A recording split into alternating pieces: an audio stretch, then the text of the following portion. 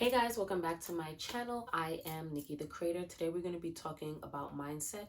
Of course, the regular, we're going to be talking about self-discipline, and we're going to also be talking about self-love. So one of my favorite sayings is self-discipline is self-love. But you're probably wondering, what does that have to do with mindset? So you are the commander, right? You're commanding the ship. I made that in a community post. And what I mean by you command the boat, meaning you're the captain. So the boat is floating in the water, the ship is floating in the water, and that ship does not move until you say move. So what some of you are doing is you are commanding, then waiting. So you're commanding, then docking the boat, then commanding, then docking the boat, or not docking the boat, but making the boat wait. You don't have to do that. You command and you get what you want. And so I think getting over that waiting period is the issue for some of you. Well, yeah, but I don't see it, Nicollette. So explain that to me. It's like the kind of energy I get sometimes with your questions. I don't see it.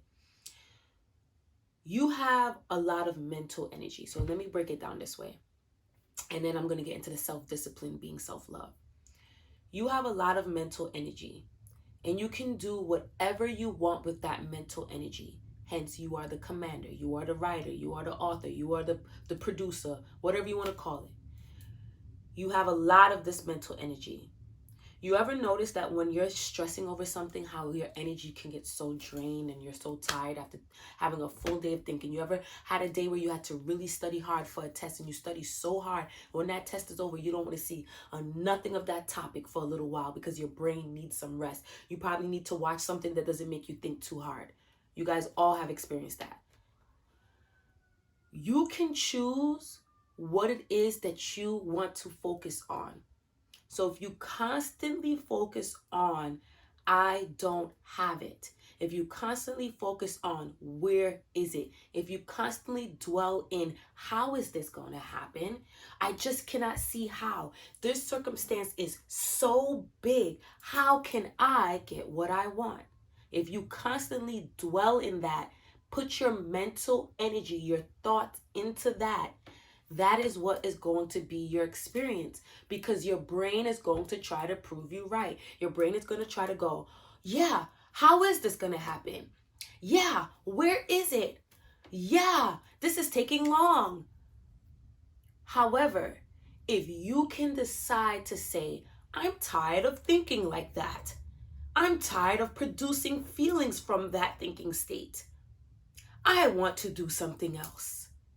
And I'm breaking this down for you guys is because in my brain, there's only me. So I can come to you and tell you, I don't want to think about apples anymore. You're like, well, I'm not in your head, so stop thinking about apples. So in my head, I'm like, wait, yeah, you're right. Let's think about oranges instead. I can only tell you guys and help you navigate through my life experiences of what I've seen work for me and people around me that I care about.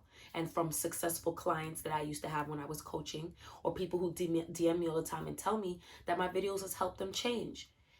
You have to decide that I don't want to think like that anymore. I want to think like this. I want to put my mental energy into this. You know when somebody BSing you and you're like, I don't got to deal with that. I'm going to think about this over here. You figure that out. It's kind of the same thing. It's like, I don't want to think about where is it, how long it's going to take. I want to put my mental energy into, I know this is happening. I know that I'm powerful. I know that I'm the author of my life. And you know what? I have so much trust in myself that I can put my mental energy into other things. Or I can put my mental energy into this topic without stressing it, without worrying that it's not going to happen. The reason why when we were unconscious in terms of manifesting, we weren't aware of the law of assumption, and I say we were always manifesting. And I think one of the key tips to take from that time period that you were unconscious to law of assumption is that you thought things and didn't attach to overthinking on it. So when you kind of think back of when you didn't know about law of assumption, you're like, whoa, I was manifesting my whole life and I wasn't. Same exact thing now. So try to take this information and apply it without sitting down intellectualizing everything. You don't have to overthink every concept. You don't have to break down every concept. You can receive it, apply it, and put your energy into moving forward.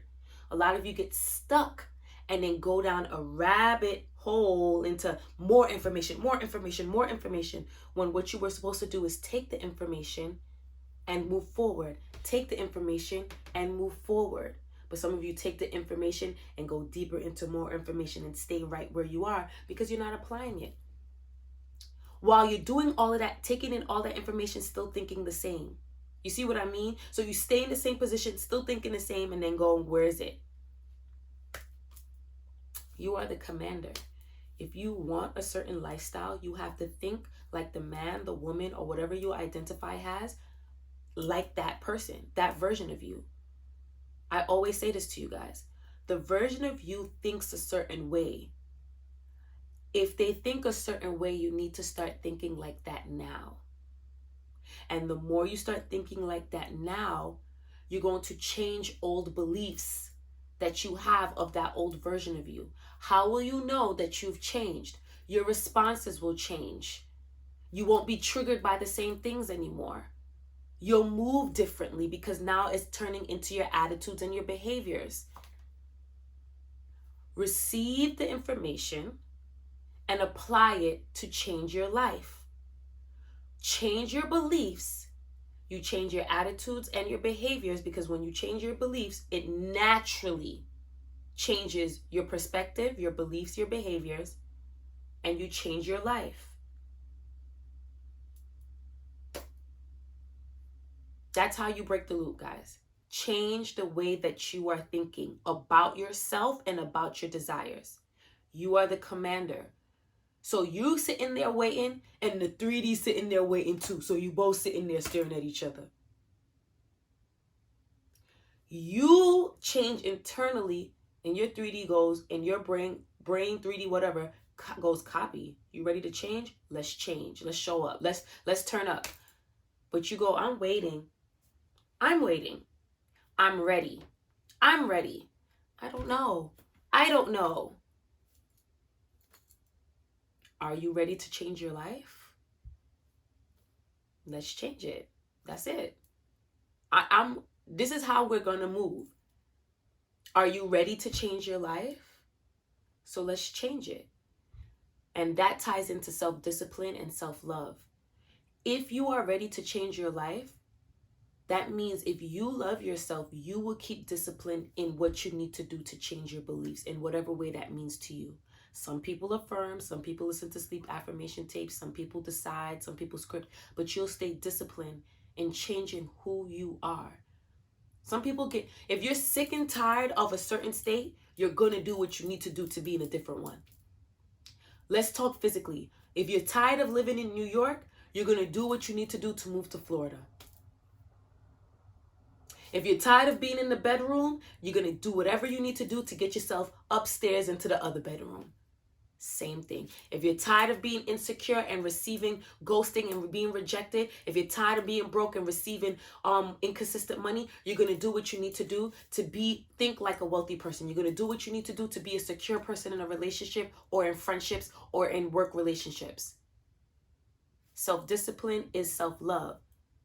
You will be disciplined in changing your beliefs because you love yourself.